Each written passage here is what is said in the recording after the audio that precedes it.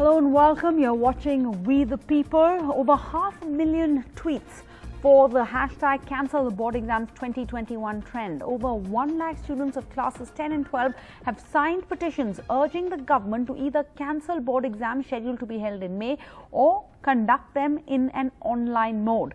The hashtag Cancel the Board Exams 2021 has been trending on Twitter for the last 2 days, and it comes amidst a surge in COVID-19 cases. And CBSE students across India are demanding the cancellation or the postponement of board exams. Now, the Congress's Rahul Gandhi and Priyanka Gandhi Vadra have stepped in. They have into this debate. They have questioned the CBSE's decision to conduct exams amidst this coronavirus pandemic.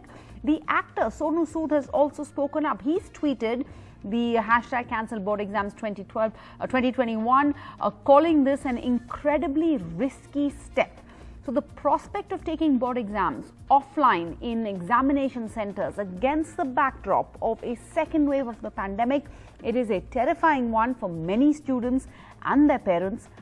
But are there compulsions of the government too that need to be considered? Well, we've gathered all stakeholders on the show tonight. We have students, we have teachers, we have parents. Let's try and hear all views. Remember, on We the People, we believe it's important to speak up, but also important to listen. We'll have Vrinda Swarup, the former Education Secretary at the Ministry of Human Resources and Development, and we'll have Sandhya Avasthi, Principal of DPS School in Greater Noida. But first, let's hear from parents and students.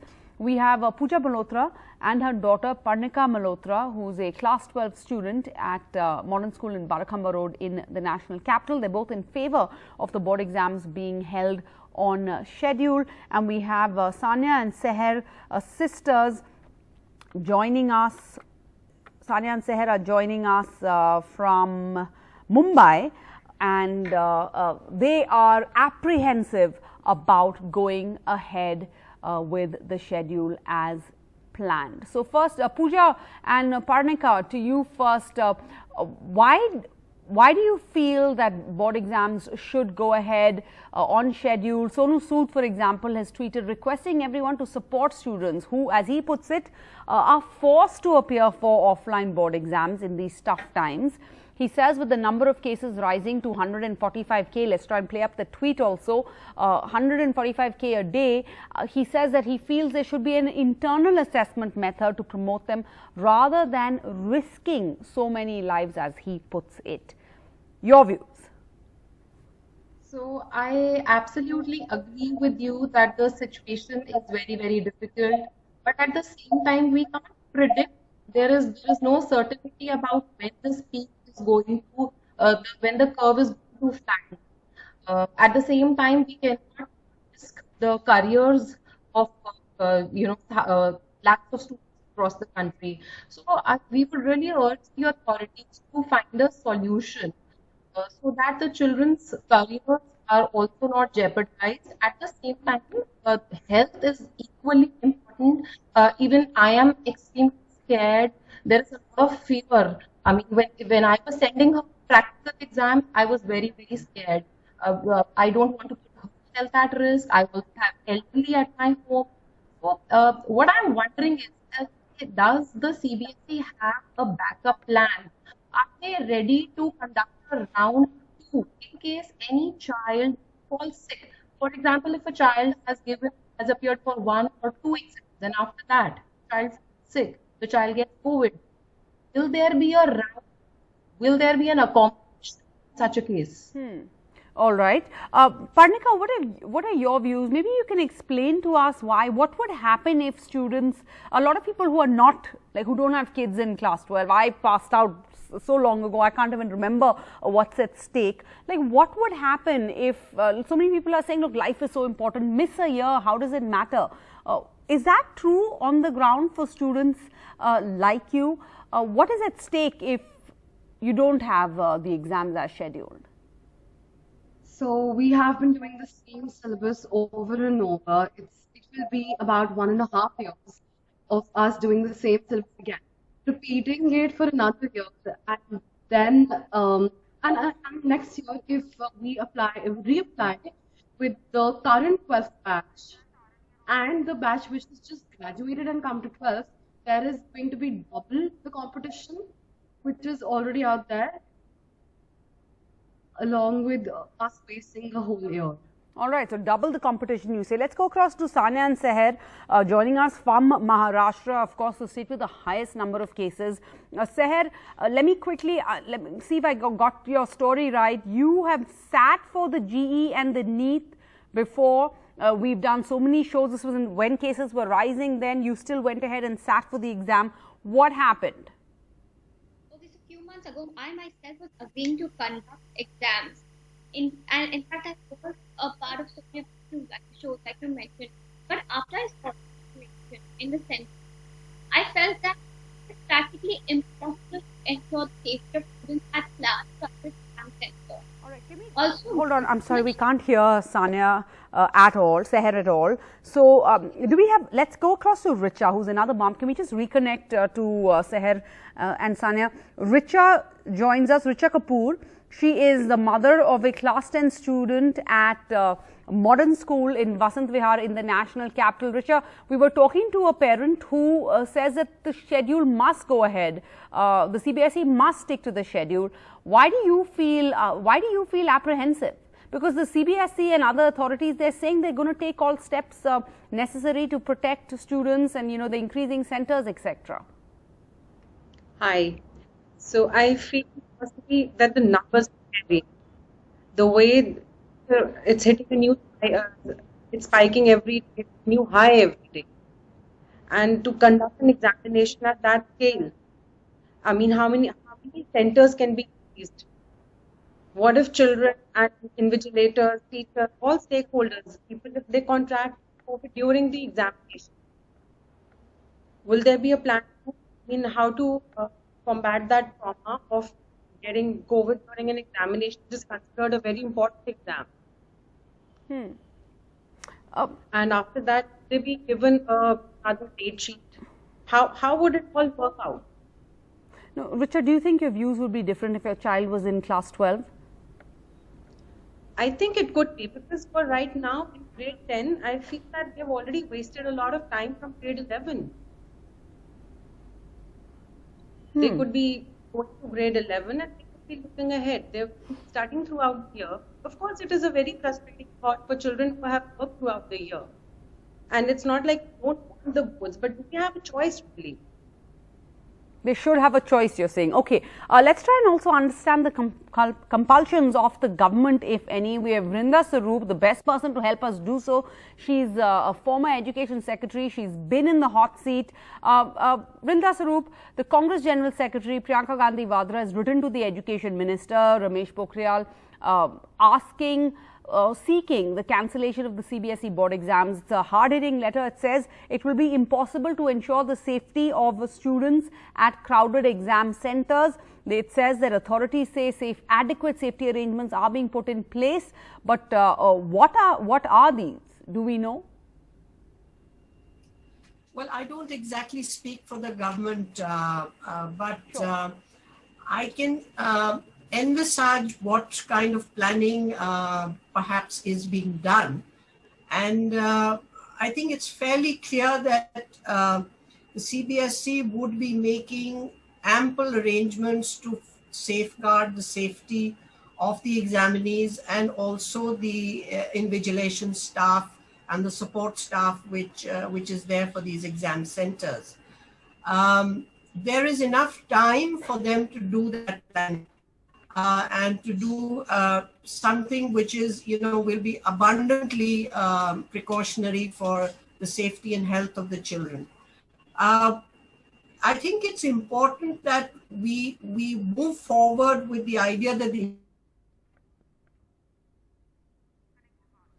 All right, we've lost a line with Vrinda Saroop, but the question I had asked her was, what do we know about the arrangements being put in place by the CBSE? Well, we're told that they're saying that the number of exam centers has been increased by 40 to 50%. This is to ensure social distancing. They're also saying that the staff at exam centers are being sensitized to ensure all guidelines have been followed. We have a principal also joining us, Sandhya Avasthi, principal of the DPS school in Greater Noida. Ms. Awasthi, ma'am, in this letter that Ms. Gandhi Vadra has written to the Education Minister, just as a talking point, I want to just pick up on one thing that she says. She says there that, firstly, she claims that the government is forcing children to sit for these exams during a raging pandemic. And she says that the government and the CBSE board will be held responsible if an exam center becomes a hotspot, right? And asks that is the government and CBSE prepared to own the legal liability for students and others who might be severely affected by the disease in this manner. Your thoughts as a teacher, because teachers don't seem to be represented enough in this whole debate so far. So we have been throughout the year and the one before that, we've been fielding and batting on our front foot. We have a ear on the ground, and we've been hearing what children have been saying. And in my own experience, when we've been speaking with the children, they've reposed their trust in a pen and paper test that the CBSE would conduct. And this is, I've been speaking throughout the year and particularly now. So children are ready. School, we've had the experience of the practical exams, and I know that if there has been a case when there was COVID detected, the child was told that you relax and whenever you are ready, we will conduct the test. So the CBSE has been orienting the principals and other staff and the students. There have been circulars saying that whatever, the child's safety is first. And we educators also believe that no matter what else happens, the child has to be placed first. And if the children feel that going on when they have to be assessed and they have to go to universities, then there must be a board exam or a pen and paper test that will assess them properly. I think we must respect that as well. Okay, so you believe that the board should go ahead with the schedule as planned, even if it is an offline exam? So this schedule again is not, nobody's more paramount of importance than the child. And I'm sure that in a state where perhaps the situation becomes worse, CBSE probably would take a call and install the exam. You're saying the exams are still a month away and things can change? Yes, and maybe over the peak. Okay, understood. That CBSE or anybody Ms. Awasthi, is going to take... Ms. Gandhi Vadra in this letter, she says that the apprehensions of the students are well-founded, because giving exams under the spectre, she says, of a deadly disease will cause unnecessary anxiety to children and impact their ability to perform well. I want to ask you as an educationist, is that a valid reason or is that mollycoddling? I'm just playing devil's advocate over here. Is that mollycoddling in a sense? Are we overprotecting these students? Because, parents are going to work, doctors are working, journalists, fortunately, we've been working through this lockdown. Is life just about taking exams or also about being able to manage stress, focus on the task at hand despite, the so-called noise around you? So I'm heartened by the response of the children to a survey that we had taken recently, in which we'd asked them what their opinion about this is and how apprehensive they are. I am happy to tell you that most children were more mature and they said that this is important and whatever, we face this through the year, we are ready to take this test. And they repose faith in schools and the education system and the government of the country. They basically feel they're ready and that they should take the board exam. Okay, let's get to Sonika Chhabra. They don't want to stall another year. This is a mum, and I watched a video of her. Sonika Chhabra is joining us. She's a parent of a class 10 student. She has COVID. Sonika, you have COVID, right? But you've chosen to, despite your health concerns at this point of time, to take the time out to make a public appeal. And your what you said in your appeal actually has reached out and touched a lot of people. It's touched a raw nerve. It's really gone viral. What exactly did you say in this video? I just asked the authorities. I'm still asking them. I'm not telling them to cancel or postpone the exams. I'm positive. My husband and my son's reports awaited. I most likely they'll be positive. In this scenario, how can I teach my son and how can he study? And the whole atmosphere in my house is so gloomy. My mom-in-law is 83. We are scared for her, and we're planning to send her to my sister-in-law's house. I'm scared that my servants, my cook, can be the carriers to my mom-in-law. In this scenario, I really don't know what the CBSE is planned for us. And my son is so scared. Since morning, he's crying. He says, Mama, aap theek ho? Aapko oxygen aa raha hai? Aap theek ho? He's been crying, and I've been crying in my room. I really don't know what to do because of our system is so faulty. It's only marks, marks, marks. Relatives ask you, kitne marks aaye boards mein, kitne marks aaye. It's so faulty. It's so faulty. So much of pressure. I told Han, I said, he had his tutor called him in the evening. He says, you take your Spanish class. I said, Han, dekhi jayegi, tu le beta. Tese padha nahi ja raha. Kal ko ho gaya, kya karenge? I really don't know in this whole scenario. And what if any child gets COVID and we have a very conventional system and our thoughts that, I know we Indian parents will make them have kerosene and send them to the center to write the exam because we are scared. We are in a very old system.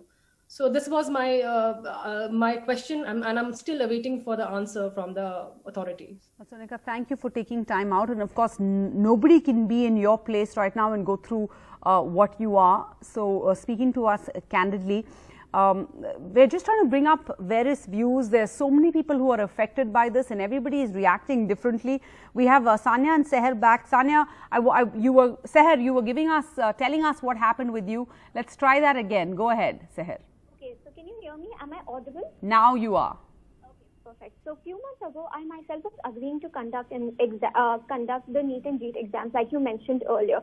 And I also voiced my opinions on your channel too. But after I saw the situation in the centers, I felt that it is practically impossible to ensure the safety of students at large and crowded exam centers. Also, given the nature of the virus, it is not just the students who will be at risk this time. No, it will also be you caught COVID after you sat for your exam? Is that correct? No, I got ill, but it was thankfully not COVID during that time. So it is not safe because there are so many students. I just think, but I was a bit sick post that. So, okay, you're saying you earlier were a proponent of the exams going ahead when you sat for your JEE and your NEET exams, but now you've changed your mind because on the ground you see that the government is not able, or the authorities are not able to provide. No, they were good enough. There were enough sanitizers. Everything was like fine. But there are so many people, you just can't manage them. There were so many students, that's the problem. And I think that even students, if they're going to go and give the exam, they should prefer not talking because, you meet someone, you end up talking and all of that. It's not right. But these are also adults and, maybe they should have to ensure that, if they want to do the exam, that they don't talk, and they can take, strict precautions to protect themselves, their families, their grandparents at home. Okay, we have students joining us. Let's go across to Urvag Raval as a student and then Dipanshi. Urvag? So the fact that CBSE, which has no medical expertise deciding whether or not to conduct the exam, is indicative of the fact that the government is considering this an administrative question instead of a medical question. So an authority which has medical expertise should take the decisions regarding whether or not to conduct the board examinations. Okay. And we all know that you don't have confidence in the board because they're not, they should at least be a doctor who is factored in and taking this decision. Dipanshi and then Roshni Lakhani. Dipanshi? Yes. As we know that nobody is confirmed that when COVID is going to get over. But surely it is going to impact the future of the children. Because the foreign universities have also a proper schedule that they have made their calendar according to that only they are going to work. So like delaying the exams is only going to impact the students. Last year when the COVID was at its extreme point, still the JEE and NEET were conducted. And no much issues were because NEET is given by 14 lakh students only on a one day. So if a special measures are taken, I don't think that problems will be faced. But if extending that, it is going to only impact the future of the students. So, Vrinda Sarup, if I can come back to you, and I hope your line is better this time round. Could you put this into perspective for us? When we see the board pushing to stick with a schedule, is that because there's a larger system in place? Like what would happen if an entire batch, let's say, missed this year, we didn't hold exams? Because as this young student right now, Dipanshi just pointed out, it seems to be, there's all the knots in the balls have to fall into place globally Foreign universities are sticking to their schedule, so we need to stick to our schedule so that the entire system can work. Is that correct? Yes, I think to a large extent that is correct, because there is an academic calendar which is followed, and for class 12 students, the school leaving exam particularly, this is a very critical time for the children and their future planning of their academic as well as career planning. So I think in terms of what you're hearing from the students and the teachers, and as the principal mentioned, her surveys are also showing, I think most students in class 12 are fairly clear that they do want to take exams.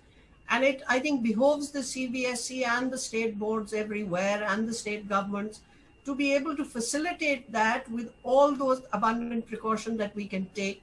We have time, we can do that. Swarup, I just want to push you a little further. Last question. Yeah. Why can the government, why is it not possible to do this online? Well, there have been a lot of reports about online exams and malpractices involved therein. So I don't think the authenticity, the sacrosanct nature of a school leaving exam can be assessed online. I think this is the feedback which is coming to all of us from across the country. So that's why the insistence on a physical exam and a written exam, so that all things being even, children can be assessed properly with due supervision. But I would like to say, Sarah, that I think we should watch the situation, and there is an option with the government to perhaps roll back and not have a class 10 physical exam. Sure. Because kids normally progress to the next year of schooling. They're already in class 11 everywhere, because their curriculum is over. They have appeared for various pre-boards, etc., and registered in class 11.